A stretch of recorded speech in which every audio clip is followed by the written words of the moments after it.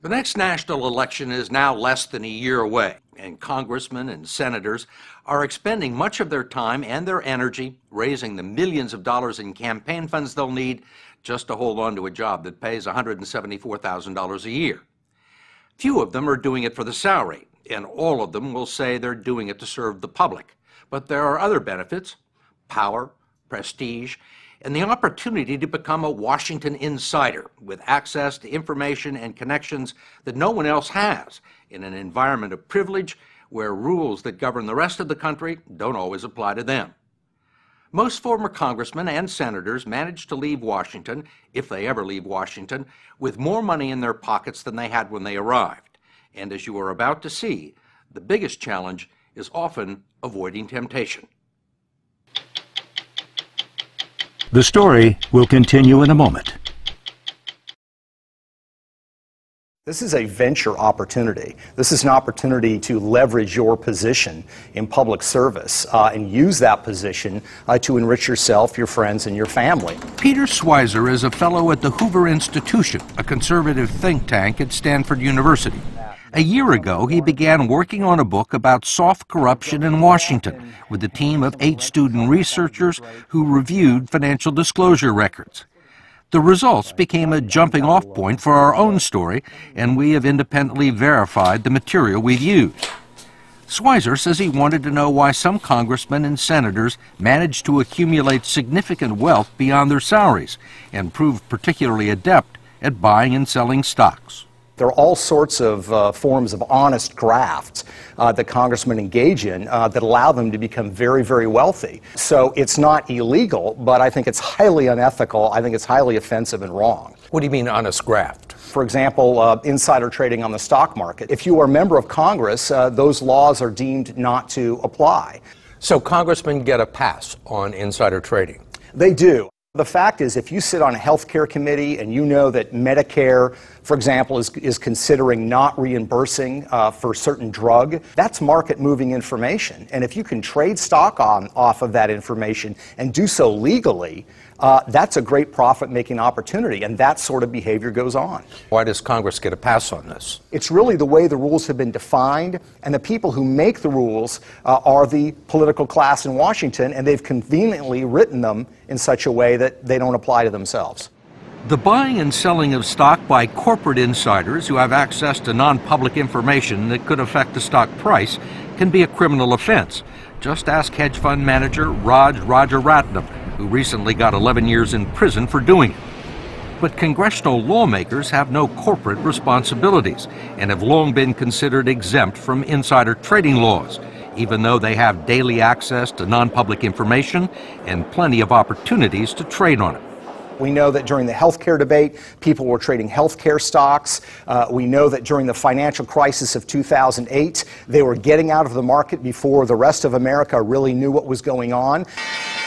In mid-September 2008, with the Dow Jones Industrial Average still above 10,000, Treasury Secretary Hank Paulson and Federal Reserve Chairman Ben Bernanke were holding closed-door briefings with congressional leaders and privately warning them that a global financial meltdown could occur within a few days.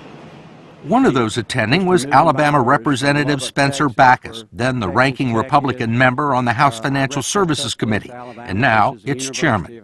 These meetings were so sensitive that they would actually confiscate cell phones and BlackBerries going into those meetings. What we know is that those meetings were held one day, and literally the next day, Congressman Backus would engage in buying stock options based on apocalyptic briefings that he had had the day before from the Fed chairman and the Treasury Secretary. I mean, talk about a stock tip.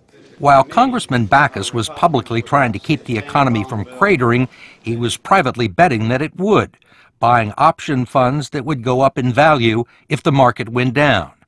He would make a variety of trades and profit at a time when most Americans were losing their shirts.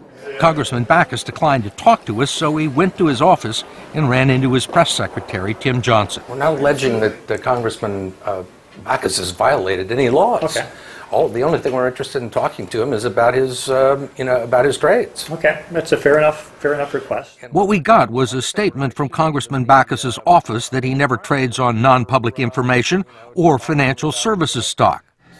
However, his financial disclosure form seemed to indicate otherwise.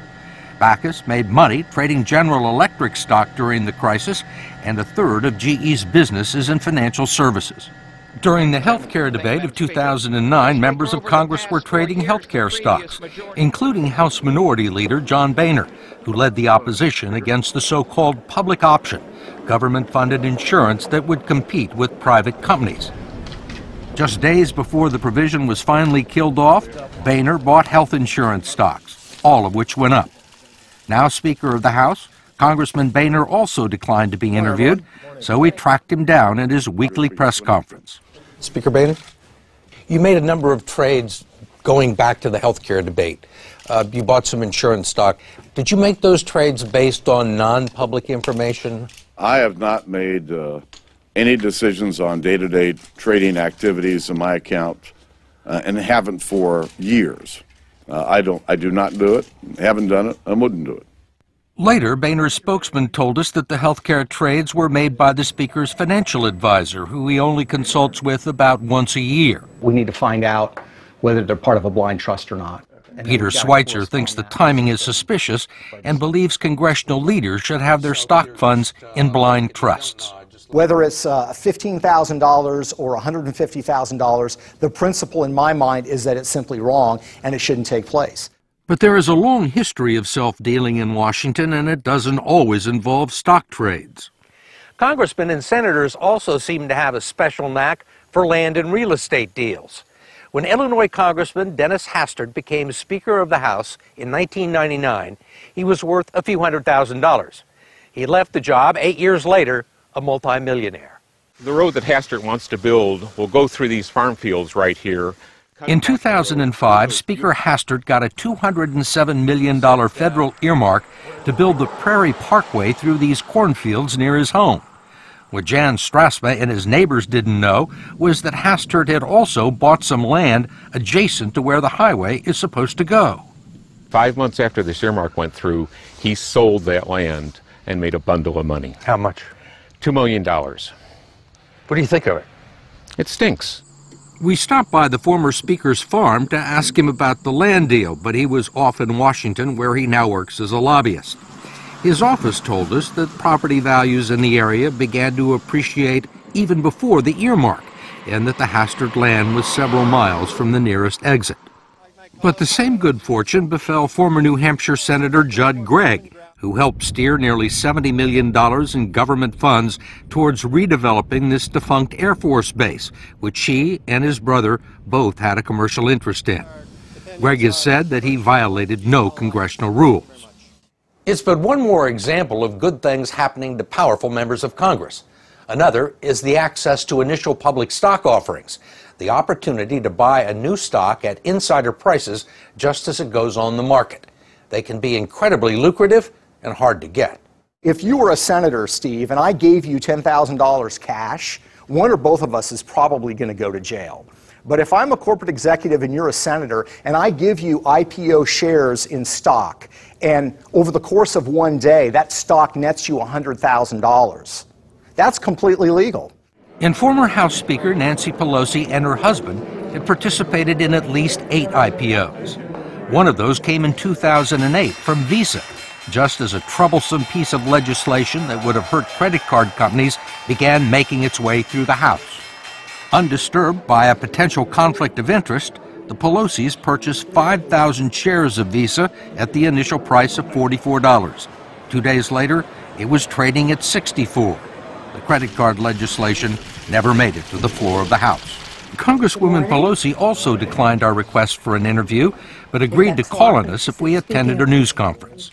Madam Leader, I wanted to ask you why you and your husband back in March of 2008 accepted and participated in a very large IPO deal from Visa. At a time there was major legislation affecting the credit card companies making its way through the House. And did you consider that to be a conflict of interest? I don't know what your point is of your question. Is there some point that you want to make with that?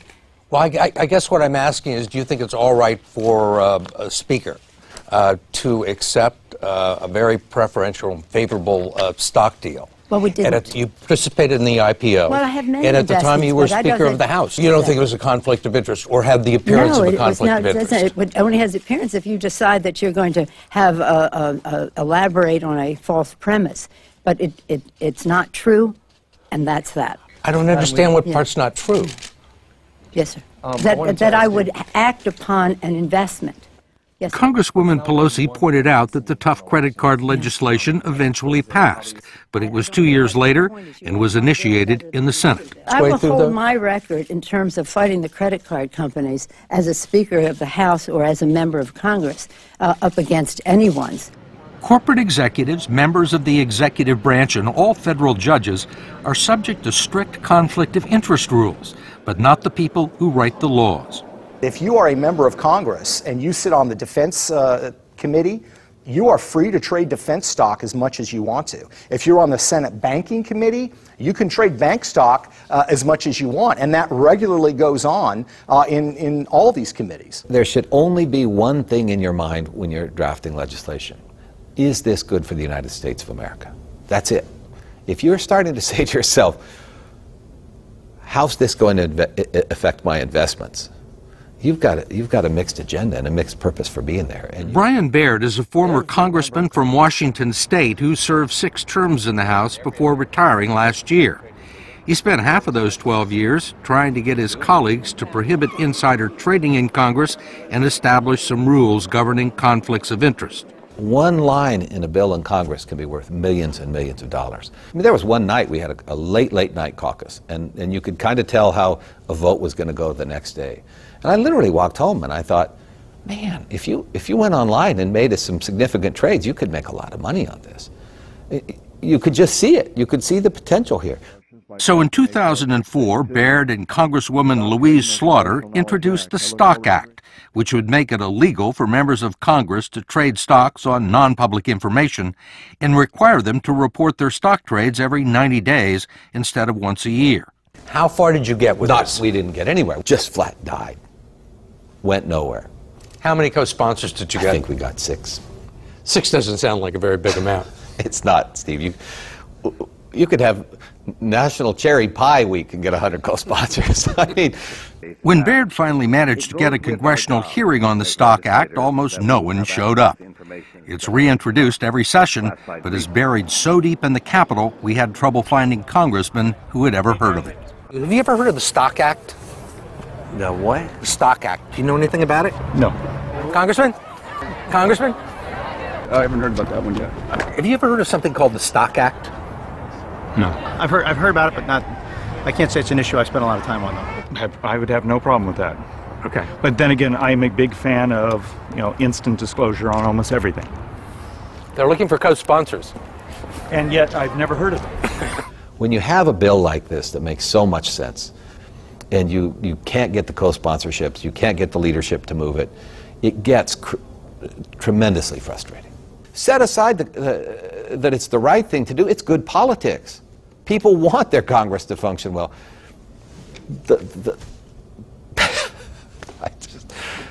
It still baffles me. But what baffles Baird even more is that the situation has gotten worse. In the past few years, a whole new totally unregulated $100 million industry has grown up in Washington called political intelligence. It employs former congressmen and former staffers to scour the halls of the Capitol, gathering valuable non-public information, then selling it to hedge funds and traders on Wall Street who can trade on it. Now, if you're a political intel guy and you get that information long before it's public, long before somebody wakes up the next morning and reads or watches the television or whatever, you've got it. And you can make real-time trades before anybody else. Baird says it's taken what would be a criminal enterprise anyplace else in the country and turned it into a profitable business model. The town is all about people saying, what do you know that I don't know? And this is the currency of Washington, D.C.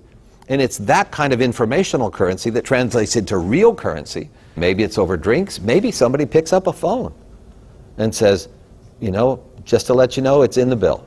Trades happen. Can't trace them. If you can trace them, it's not illegal. It's a pretty great system. You feel like an idiot to not take advantage of it. Go to 60minutesovertime.com to see more of Steve Kroft's attempts to find answers in Washington. Sponsored by Lipitor.